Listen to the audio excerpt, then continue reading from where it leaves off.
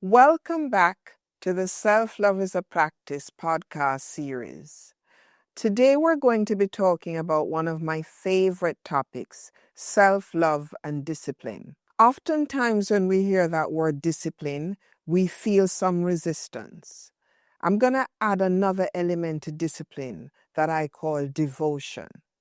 Why is discipline important in self-love? What did I say the name of the series is? Self-love is a practice. Whatever we practice, we get good at. There has to be discipline to keep you in the practice.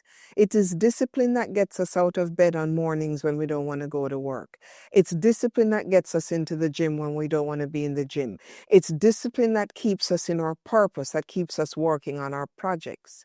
Yet, you also want to exercise a certain amount of softness in your discipline. When we hear the word discipline, we think about motivation, we think about pushing through. There's also another aspect to discipline. I call it devotion, and devotion is born out of self-love. It is when you love yourself that you know you're worthy of something, that you know that by practicing and showing up daily, that which you desire will be realized. So you want to have discipline in your life. Your discipline is what's going to help you to develop the muscle of self-love. Discipline is what has you committing to your well-being by establishing your healthy habits. I have a sweet tooth.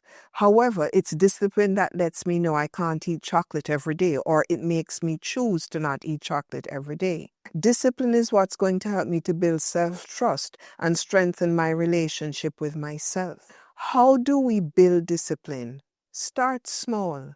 Stay consistent. Celebrate your progress. This is why I talk about things like journaling. When you write things down, you can go back and you can look at them and you can actually go, wow, look at this. There's a beautiful analogy of climbing a mountain. We're climbing the mountain, and when we start at the bottom of the mountain, we can't even see the top of the mountain. Yet when you're going up that mountain, you're going to get to a point in the mountain where you're halfway up the mountain. At this point, I invite you to pause, turn around, look down the mountain, look how far you've come, look where you are now. When you are at the bottom of that mountain, you had no idea that where you will get to now.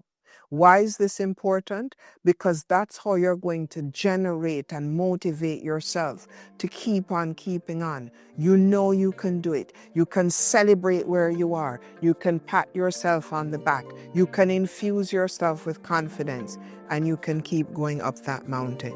So, start small.